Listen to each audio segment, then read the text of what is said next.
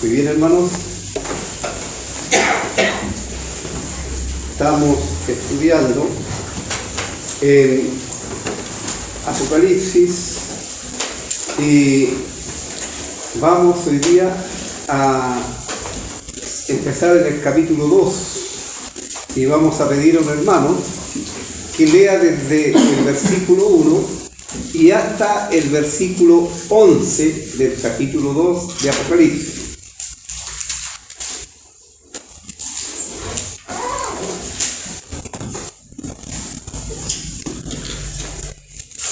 Escribe al ángel de la iglesia en Éfeso, el que tiene las 7 estrellas en su diestra, el que anda en medio de los 7 candeleros de oro, dice esto: yo conozco tus obras y tu arduo trabajo y paciencia, y que no puedes soportar a los malos, y has probado a los que se dicen ser apóstoles y no lo son, y los has hallado mentirosos, y has sufrido, y has tenido paciencia, y has trabajado arduamente por amor de mi nombre, y no has desmayado. Pero tengo contra ti que has dejado tu primer amor. Recuerda, por tanto, de dónde has caído, y arrepiéntete, y haz las primeras obras, pues si no, vendré por pronto a ti, y quitaré tu candelero de su lugar, si no te hubieres arrepentido. Pero tienes esto, que aborrece las obras de los nicolaitas, las cuales yo también aborrezco. El que tiene oído, oiga lo que el Espíritu dice a las iglesias. Al que venciere, le daré a comer del árbol de la vida, el cual está en medio del paraíso de Dios. Y escribe al ángel de la iglesia en Esmirna, el primero y el postrero, y el que estuvo muerto y vivió, dice esto: yo conozco tus obras, y su tribulación, y tu pobreza, pero tú eres rico, y la blasfemia de los que se dicen ser judíos, y no lo son, sino sinagoga de Satanás. No temas en nada lo que vas a padecer. He aquí el diablo echará a algunos de vosotros en la cárcel para que sean probados, y tendréis tribulación por 10 días. Sé fiel hasta la muerte, y yo te daré la corona de la vida. El que tiene oído, oiga lo que el Espíritu dice a las iglesias. El que venciere no sufrirá daño de la segunda muerte. Gracias. Estamos aquí a comenzar, ¿cierto?, las cartas escritas a las 7 iglesias de la provincia de Asia, y vamos a ver a través de ellas que el Señor Jesús, Él conoce exactamente la condición de cada una de las iglesias. También estas cartas nos ofrecen una descripción de la cristiandad en la tierra durante cualquier tiempo. Así, en la historia han pasado por estas cosas que vamos a ir viendo en estas cartas, que se asemejan, según algunos entendidos, a las 7 parábolas de Mateo 13. También contienen un panorama cronológico de la historia de cada iglesia. Así, esto representa cada una un periodo de tiempo, como ha pasado la iglesia también a través de este mundo. Como vemos, cada carta aquí comienza con una salutación en forma individual. Cada una representa al Señor Jesús en un papel especial adecuado a la condición de cada una de las iglesias.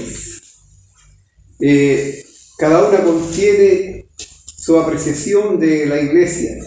El Señor dice: yo conozco. Él conoce y sabe exactamente la situación de la iglesia. Así hay palabras de aprobación a todas las iglesias, excepto a Sardis y a la Odisea, hay reprensión para todas excepto a Esmirna y Filadelfia.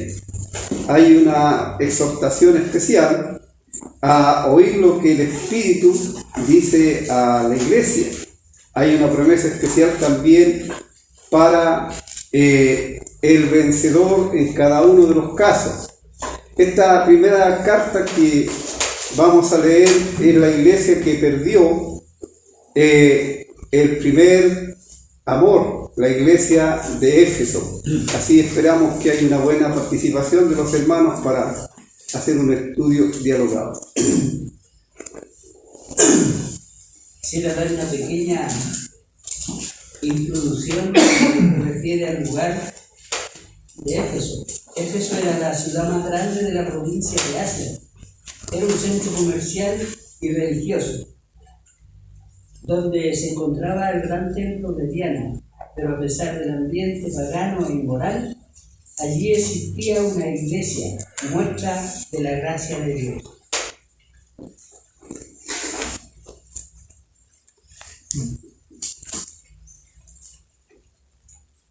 Los 7 mensajes, hay 3 formas de interpretación. En general, algunos piensan que se tiene que considerar como una carta enviada a una iglesia en un periodo de tiempo específico, como fue de Éfeso cuando Juan está escribiendo. Otra que es contemplar ciertos periodos de la iglesia, como la iglesia perseguida, la iglesia misionera. Y la otra es ver que es una carta escrita a una iglesia en particular, con sus aprobaciones y faltas, pero que tiene una enseñanza para nuestros días. En lo personal, yo me inclino por esa interpretación. Creo que no podemos en realidad perder la historia de la iglesia, porque no sabríamos cómo encasillar si la Odisea es de estos tiempos o no. Quedaría supeditada al país donde vivimos, porque hay países, por ejemplo, que puedo pensar en Venezuela, donde la doctrina está muy fortalecida y hay muchas asambleas en muchos lugares, mucho más que acá. La obra lleva mucho tiempo, entonces uno podría pensar la Odisea sería en esos tiempos para Venezuela y no para nosotros. Entonces es difícil hacer una interpretación de esa forma, de encasillar cada iglesia en cierto periodo de tiempo, ¿ya? A veces cuadra, pero otras veces uno no sabría decir en qué tiempo encasillar, por ejemplo, repito, a la iglesia de la Odisea. Entonces creo que lo mejor es ver una carta que, como se está haciendo aquí, que se está escribiendo en una iglesia en particular, con sus problemas, sus virtudes de aquel tiempo, pero que tiene enseñanza en el día de hoy también para nosotros, porque la palabra de Dios permanece para siempre. Y tal como se dijo, es buena la introducción que dio don Carlos acerca de Éfeso, porque hay que entender también el mensaje de acuerdo al contexto histórico con el cual se está hablando. Y así bien en general, algo mencionó acerca de Diana de los Efesios, y eso lo tenemos en Hechos, ¿cierto? En que Éfeso era una ciudad pagana, idólatra, era una ciudad muy importante en Asia, de hecho era la principal, porque de ahí entraban todos los productos hacia Asia. Por lo tanto tenía mucho contacto con el Imperio Romano, y en su idolatría, en su paganismo, hay que verlo en ese contexto. Esta iglesia está en el centro del paganismo. De hecho, si uno lee ahí en Hechos, ahí se menciona de que la gran Diana de los Efesios era adorada por toda Asia. Entonces, no solamente en Éfeso. Por lo tanto, era el centro. Era el centro de eso está en Hechos capítulo 19, donde dice en el 24, pero cuando le conocieron que era judío, todos a una gritaron casi por 2 horas: grande es Diana de los Efesios. Por lo tanto, ellos tenían miedo de que esta diosa fuese desacreditada en toda Asia, como dice el pasaje. Por lo tanto, en ese escenario, en ese ambiente, uno no se imagina un ambiente así en el día de hoy. En ese ambiente es donde hay una iglesia cristiana como esta, con creyentes reunidos al nombre del Señor. En ese contexto es que está esta iglesia en una ciudad pagana, idólatra, y donde, a pesar del ambiente que lo rodeaba, el verso 2, bueno, lo vamos a detallar después, se le reconoce sus obras, su arduo trabajo, su paciencia. Es decir, era una iglesia que daba testimonio al mundo en la cual estaba, en que era un ambiente muy idolátrico, muy pagano, que ni siquiera hoy nosotros podríamos pensar siquiera en el de hoy. Quizá en el norte de nuestro país se ve mucho eso de la idolatría, pero nada comparado con esto. Entonces lo que quiero destacar acá es lo siguiente. Dice: escribe al ángel de la iglesia en Éfeso.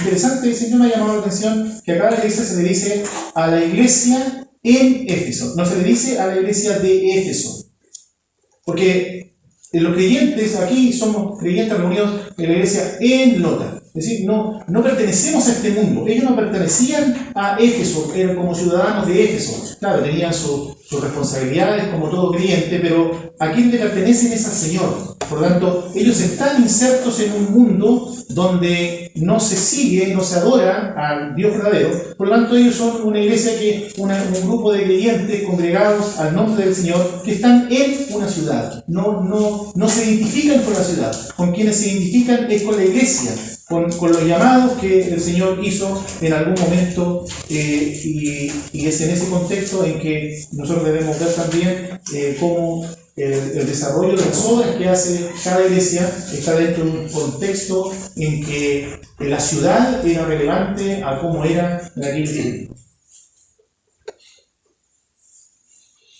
La carta va dirigida al representante místico de la iglesia, y como bien se ha mencionado, bueno, la iglesia tiene dos direcciones. Una dirección es la física, la terrenal, y en este caso era en Éfeso, allí en Asia Menor. Pero la dirección espiritual es en Cristo, los que están en Cristo Jesús. En varias cartas se menciona a los que están en Cristo, los santos en Cristo, que se congregan físicamente aquí en este mundo, en una ciudad, pero espiritualmente todos los creyentes que pertenecemos a la iglesia estamos en Cristo. La palabra Éfeso significa amado, relajación o deseable, es significado de este término. Y se presenta el Señor como el que tiene las 7 estrellas en su diestra, el que anda en medio de los 7 candeleros de oro. O sea, algo que se repite, ¿cierto?, de el capítulo 1 que consideramos.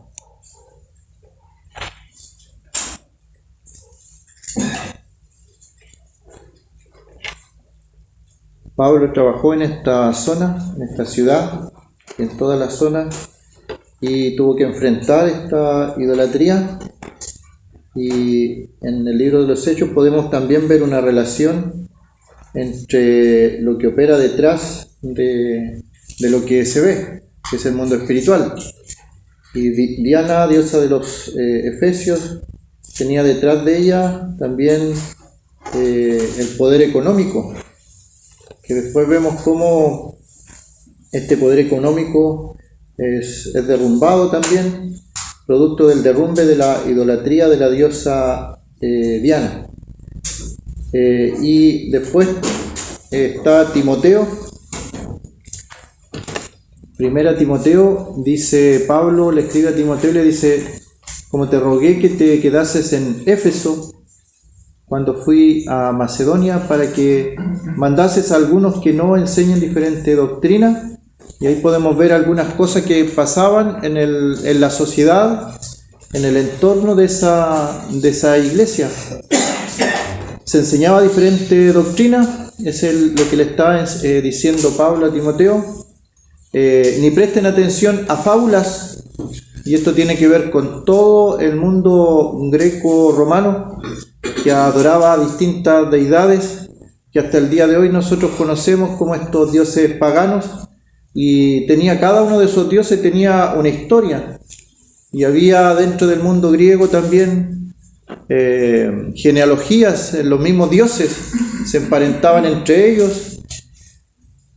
También estaban las fábulas de que estos dioses se habían mezclado con seres humanos y habían dado origen a los semidioses. El más conocido es el famoso Hércules. Y este era el mundo donde estaba la iglesia allí en Éfeso. Así que los que se congregaban allí, Pablo tiene que decirle a Timoteo que se cuidase de eso, que mandase a algunos que no enseñen esta diferente doctrina, no prestarán atención a las fábulas, a las genealogías interminables que acarreaban disputas. Y más adelante, en los versículos finales de este capítulo 1 de Timoteo, aparecen igual otros pecados que estaban en el contexto: profanos, parricidas, matricidas, homicidas, fornicarios, sodomitas, secuestradores, mentirosos, para cuanto se oponga a la sana doctrina. Entonces nos podemos dar cuenta de que la sociedad, a pesar de los años que han pasado, la sociedad en realidad se parecía mucho a lo que se vive hoy día. Si la iglesia en Éfeso, Dios le da cosas positivas, cosas negativas, también a nosotros como pueblo de Dios, Dios nos mira, nos observa y tiene cosas positivas que decir de nosotros y también cosas negativas. Obviamente lo negativo debiéramos cambiarlo, lo positivo mantenerlo.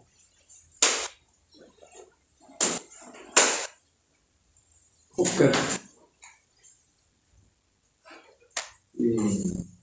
Se dice que Juan vivió en Éfeso y creo que ya se confirmó el hecho de que, por ejemplo, María vivió en Éfeso. María, la madre del Señor, vivió en Éfeso. Y se dice que Juan vivió mucho tiempo ahí en Éfeso antes de sufrir el presidio acá en la isla. No sé si será bueno pasar al versículo 2. El versículo 2, desde el versículo 2 vemos cosas que reconoce el Señor en cuanto a la iglesia de Éfeso. Y yo anoté acá 7 características que ve Él en estos creyentes. Primero, en el versículo 2 dice: conozco tus obras. Segundo, su arduo trabajo para con los otros, para otros creyentes, pero también para con el Señor. Tercero, su paciencia. Él reconoce su paciencia. Cuarto, que no pueden soportar a los malos. Quinto, que probaban a los llamados apóstoles. Tenían la capacidad y el conocimiento doctrinal para poder probar a aquellos que se hacían pasar o se decían ser apóstoles. Sexto, has sufrido, dice en el versículo 3. Y séptimo, no has desmayado. 7 características que ve el Señor en estos creyentes.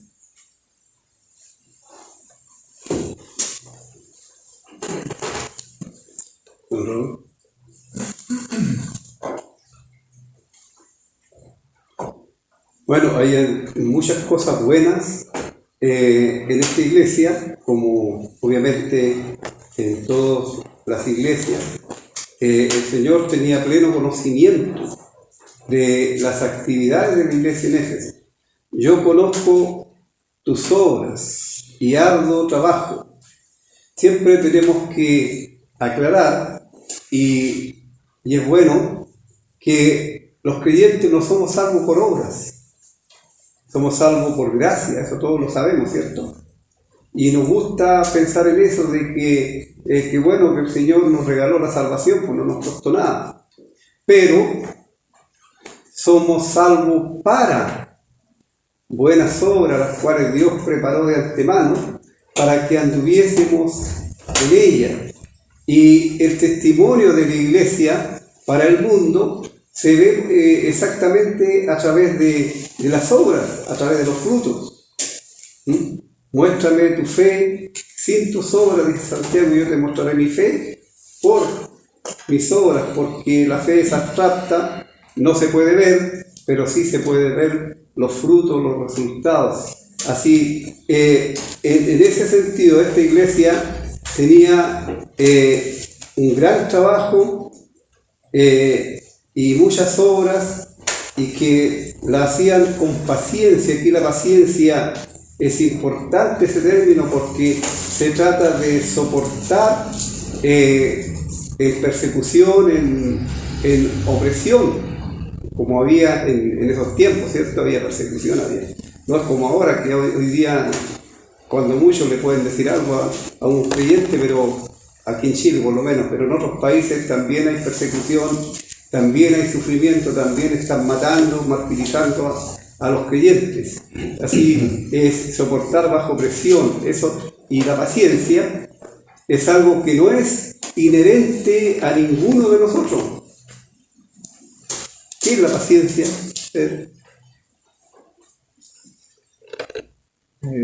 Así una definición concreta no tengo, pero me acuerdo del ejemplo de aquella roca que está a orilla de mar y la ola del mar golpea una y otra vez, pero la roca se mantiene ahí.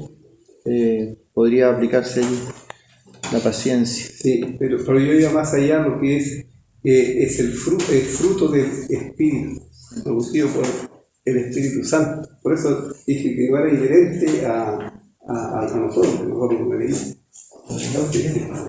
Algunos tenemos menos.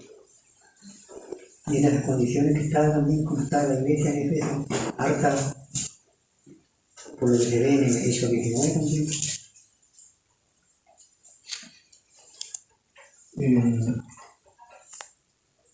Como se dijo, en cada iglesia se menciona esa frase: yo conozco tus obras, porque en cada iglesia se espera que obre, tal como se mencionó. No voy a andar más en eso.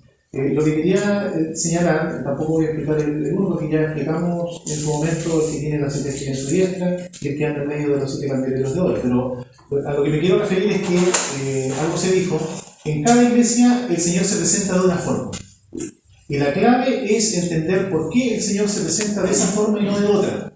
Porque va de acuerdo a cómo ve a la iglesia. En este caso, una de esos que tiene las 7 iglesias, las 7 estrellas, estamos hablando de autoridad, como dijimos en un momento. Él tiene toda la autoridad y el control sobre su pueblo, sobre la iglesia. Y el que anda en medio de los 7 candeleros de oro es que Él está presente, tiene un ministerio presente en medio de las iglesias, por lo tanto Él sabe, Él conoce todo lo que está pasando. Y dicho eso en el verso 2, esa es la razón. Él conoce, como Oscar mencionó, una serie de cosas visibles que se ven. Pero el Señor va más allá, no me quiero adelantar tampoco. Él va más allá. Él no solamente ve lo visible que pudiesen ver otras iglesias, porque quizás otras iglesias, la de Esmirna, la de Pérgamo, veían también este trabajo visible de la iglesia de Éfeso, su arduo trabajo, su paciencia, no puede soportar a los malos, ha probado a los que dicen ser apóstoles. Son cosas visibles que alguien podría testificar de otra iglesia. Pero el que anda en medio de los 7 candeleros de oro va mucho más allá. Él conoce inclusive la intención del trabajo de lo que hacen las iglesias. Es por eso que dice en el 4, pero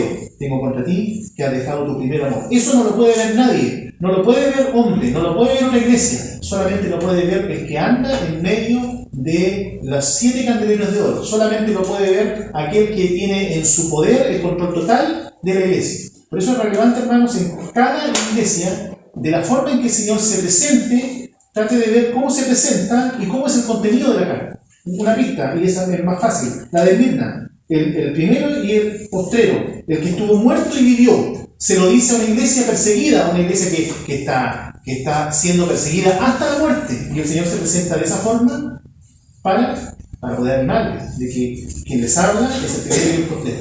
Pero en este caso, en Éfeso, es el que conoce no solamente la actividad externa, que es visible, que es evidente para todos los demás, sino que también aún lo más profundo, el amor, el sentido de mi motivación, de cómo lo estoy haciendo, para qué lo estoy haciendo, las cosas que hago en medio de la iglesia. Él conoce aún la intención mía de qué me hizo venir a la reunión hoy día. ¿Por qué vine a la reunión hoy día? Por costumbre, porque quería, porque anhelo oír la palabra. Bueno, aquel que anda en medio de los 7 candeleros de oro puede revelar, puede escudriñar inclusive el corazón, la intención del corazón. Has dejado tu primer amor. Pero en referencia a las cosas externas, como ya se mencionó, de la paciencia específicamente, como decía don Luis, había ustedes pueden leer después en los hechos, y eso es lo otro, de cada iglesia que se menciona en los hechos. Es bueno ver el relato de las iglesias, Porque, por ejemplo, en cuanto a Apolos, que también estuvo en esa ciudad, dice un pasaje, porque con gran vehemencia refutaba públicamente a los judíos, demostrando por las escrituras que Jesús era el Cristo. Es decir, había oposición de los mismos judíos, de los judíos que rechazaban a Cristo como el Mesías. Y Apolos tuvo que refutar con vehemencia a aquellos judíos demostrando que Jesús era el Cristo. Después viene el episodio de esta muchacha donde se practicaba la magia. Como bien dijo Pedro, dio una descripción de cómo era en aquellos tiempos la idolatría, el paganismo, la magia. Dice, asimismo muchos de los que habían practicado la magia trajeron los libros. Y cuánto después alboroto hubo por el tema de la diosa Diana, donde a Pablo prácticamente lo querían tomar y maltratar. Bueno, esa era la oposición que había en aquel tiempo. Y de esa paciencia se refiere, que ellos siguieron insistiendo en la doctrina, porque dice que no puedes soportar a los malos y has probado a los que dicen ser apóstoles. Es decir, ellos tenían la doctrina en primer lugar. Y en una iglesia, si no se tiene la doctrina en primer lugar, viene a ser una iglesia muerta. Y hoy día nos encontramos con muchos círculos religiosos donde lo más atractivo para esas iglesias, entre comillas, es la música, es la supuesta alabanza, donde el adorador es el que se siente bien. Hoy tuvimos un culto de adoración, un culto de alabanza, y mi corazón quedó lleno. Y resulta que la adoración es todo lo contrario. La adoración, quien tiene que quedar lleno es nuestro Dios. Él, el Señor, es quien tiene que quedar lleno cuando recibe la adoración, no el adorador. Por lo tanto, están cambiados los esquemas de la religión hoy en día cuando no se considera la palabra, lo que estamos haciendo ahora. Ya estamos analizando profundamente lo que es el significado del texto. Y eso es lo que tiene que prevalecer. Y eso es lo que prevaleció en la iglesia en Éfeso. Y esto es lo que el Señor destaca, de probar inclusive a los que dicen ser apóstoles y no lo eran. Y finalmente los halló mentirosos. ¿Por qué? Por la doctrina. No sé si se escucha. Sí. Siempre en la Biblia uno tiene la reflexión, porque dice en el versículo 3, y has sufrido, y has tenido paciencia, y has trabajado arduamente por amor de mi nombre. Era una iglesia que trabajaba y lo hacía por amor al nombre de Cristo. Y nadie podía criticarlo de que estos eran tibios y habían sufrido y habían trabajado arduamente por amor. Pero la reprensión dice, pero tengo contra ti que has perdido tu primer amor. O sea, la cantidad de amor acá en la Biblia siempre vamos a encontrar la perfección. Que nunca va a ser suficiente amor. Ellos trabajaron y como dijo Felipe, que llegó aquí esta tarde, lo hicieron para pasar el rato o por amor. Pero parece que cuánto amor es suficiente. Que a esta iglesia que siempre se le critica que ha perdido, pero ellos trabajaban por amor. Todo lo que hicieron, estudiaban, defendían la doctrina, lo hacían por amor. Y aún así, la perfección de Dios es que han perdido el primer amor.